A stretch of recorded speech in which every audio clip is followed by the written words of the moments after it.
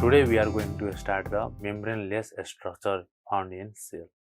The first one is ribosome. Let's talk about the ribosome first. Ribosome is the smallest membraneless organelle. सेलमा सबभन्दा सानो अर्गेनेल भनेको कुन हो त राइबोसोम हो है. Ribosome is the smallest one. कम्पोजिसनको कुरा गर्यो भने राइबोसोम केले बनाएको छ त है. राइबोसोम केले बनाएको छ त राइबोसोम बनाएको छ हाम्रो आरआरएनए प्लस प्रोटिनले बनाएको छ है. एकदमै सानो स्ट्रक्चर हो यो है. यो सबभन्दा सानो स्ट्रक्चर हो के. त्यही भएर सबभन्दा लास्टमा डिस्कभर भएको यो. सबभन्दा लास्टतिर डिस्कभर भयो है. यो आरआरएनए प्लस प्रोटिन मिलाइदियो भने हामी के बनाउँछ त राइबोसोम बनाउँछ. र बायोजेनेसिस कहाँबाट बन्छ त है. कहाँबाट बनिरहेछ त राइबोसोम. राइबोसोम फ्याक्ट्री के हो त. राइबोसोम फ्याक्ट्री भनेको न्युक्लियस हो है. कहाँबाट बनिरहेछ त न्युक्लियस भित्र एउटा सानो डल्लो मास हुन्छ त्यसको नाम हो न्युक्लियोलस. त्यो न्युक्लियोलसले के बनाउँछ त ribosome. Nucleolus is known as the ribosome factory of a cell. राइबोसोमलाई अलि दुई तीनवटा नाम छ राइबोसोमको.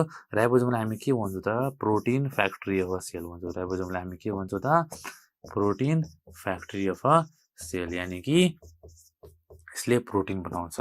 यसलाई हामी प्यालाडे पार्टिकल पनि भन्छौँ. यसलाई हामी के भन्छौँ प्यालाडे पार्टिकल पनि भन्छौँ किनभने यसले डिस्कभर गरे हो. प्यालाडे भन्ने साइन्टिस्टले डिस्कभर गरेको. यसलाई हामी न्युक्लियो प्रोटिनस पार्टिकल पनि भन्छौँ. न्युक्लियो प्रोटिनस पार्टिकल पनि भन्छौँ.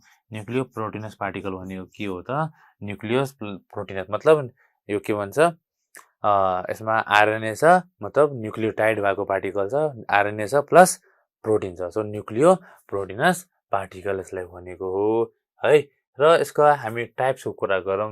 There are two types. यसलाई हामी एउटा पोइन्ट्स यसलाई हामी युनिभर्सल अर्गेनेल पनि भन्छौँ. यसलाई हामी के भन्छौँ युनिभर्सल अर्गेनेल. युनिभर्सल अर्गेनेल हामी किन भनेको हो त किनभने चाहे प्रोकार्योट होस् चाहे युकार्योट दुवैमा राइबोसोम हुन्छ. दुवैमा के हुन्छ राइबोसोम हुन्छ. र टाइप्स अफ राइबोसोमको कुरा गर्दा राइबोसोम कति किसिमको छ त देयर आर टु टाइप्स हुन्छ है. एउटा छ 70S अर्को छ 80S. There are two types of ribosome. One is 70S and 80S है. सो 70S को फोटो देख्यो भने यहाँ छ 70S राइबोसोम. देख्न एकदम उति देखिन्छ यति त सानो हुन्छ. 70S राइबोसोम दुईटा टुक्राले बनाएको छ. एउटा सानो टुक्रा र अर्को ठुलो टुक्रा. सो 70S बनाएको छ 50S प्लस 30S ले. 50 भनेको लार्जर सब युनिट र 30 भनेको स्मलर सब युनिट. 80S भनेको 60S प्लस 40S ले बनाएको छ. 60S प्लस 40S ले. यहाँ 60S प्लस 40S. यहाँ यस भनेको के हो त यस भनेको सेभर्डबर्ग युनिट हो. सेभर्डबर्ग युनिट हो और सेडिमेन्टेसन कोफिसिएन्ट हो. और के हो त सेडिमेन्टेसन कोफिसिएन्ट. यो के हो त एक्चुअलीमा यहाँ म्याथ आफ्नो युज नगर्ने है. यहाँ दिमाग युज नगर्ने है. यो यस भनेको के हो त हामी सेलको अर्गेनेल्सहरू कसरी निकाल्छौँ थाहा छ कसैलाई. कसरी निकाल्छौँ के गर्छौँ केही सेलहरू लिएर एउटा टेस्ट ट्युबमा राख्छौँ है. टेस्ट ट्युबलाई फनफनी घुमाउँछु के सेडिमेन्टेसन घुमाउँछु र कुन पार्टिकल आफ्नो डेन्सिटी वाइज पार्टिकलहरू एरेन्ज भएर बस्छ के. सो कति स्पिडमा घुमायो भने कुन पार्टिकल निस्किन्छ भन्ने कोफिसिएन्ट हो के. सो बुझ एक किसिमको 70 को स्पिडमा घुमायो भने 70S निस्किन्छ. त्यसपछि 50 को घुमायो भने सायद यो निस्किन्छ. एक किसिमको त्यसरी बुझ्न सकिन्छ है. सेडिमेन्टेसन कोफिसिएन्ट हो है. त्यसमा म्याथ युज नगर्ने. 50 + 30 = 70 नगर्ने है. यो डिफ्रेन्ट कुरा हो है. सो यो चाहिँ अब कुरा गरौँ अकुरेन्स. यो कहाँ पाइन्छ त 70S कहाँ पाइन्छ त एउटा त प्रोकार्योटमा कहाँ पाइन्छ एउटा प्रोकार्योटमा पाइन्छ. प्लस कहाँ पाइन्छ माइटोकोन्ड्रियामा अर्को र क्लोरोप्लास्ट. माइटोकोन्ड्रिया र क्लोरोप्लास्टमा पाइन्छ. 80S राइबोसोम कहाँ पाइन्छ.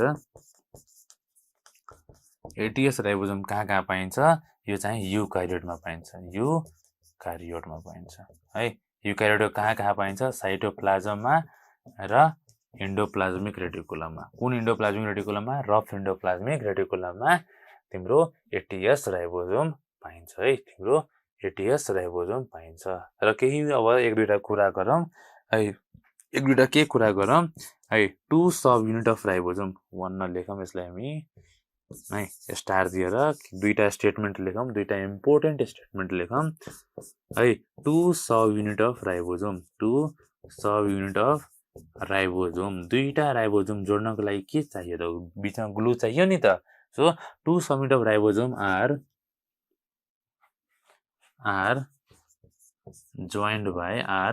joined by magnesium ion, यानी कि दुईटा राइबोसोम जोड्नको लागि यहाँ के चाहिन्छ? म्याग्नेसियम चाहिन्छ। के चाहिन्छ यहाँ? म्याग्नेसियम चाहिन्छ है, फर्स्ट कुरा है। त्यही भएर अर्को कुरा, if magnesium concentration is increased very high, यदि सेलमा तिमीले म्याग्नेसियम धेरै बढाइदियो भने, if magnesium concentration is increased, तिमीले म्याग्नेसियम धेरै बढाइदियो भने के हुन्छ त? म्याग्नेसियम धेरै बढाइदियो भने डाइमर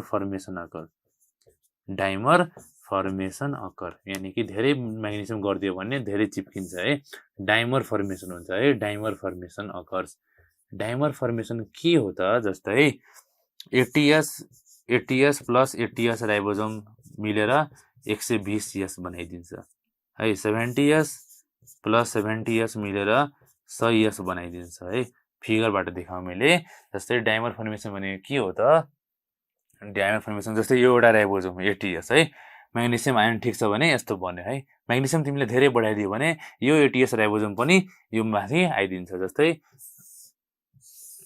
ल यो पनि 30S भयो, यो पनि के भन्छ यो 70S, मानौँ कि यो ATS हो भने यो 40S र 60S भयो।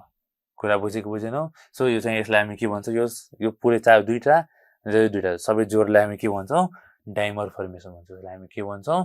Dimer formation. सो ATS मिल्यो भने अब यसलाई हामी 160 हुँदैन 120S हुन्छ। 70 मिल्यो भने 100S हुन्छ।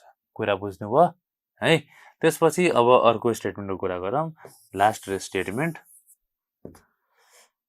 स्टेटमेन्टको कुरा गरौँ। लास्ट स्टेटमेन्टमा है, ड्युरिङ प्रोटिन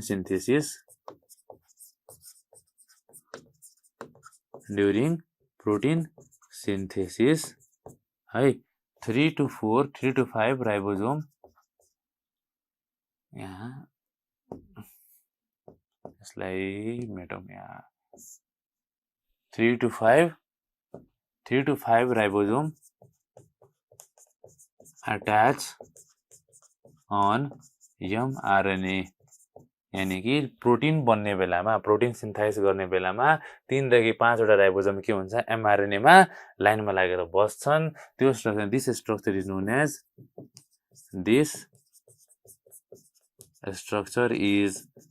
नोन एज पोलिराइबोसोम।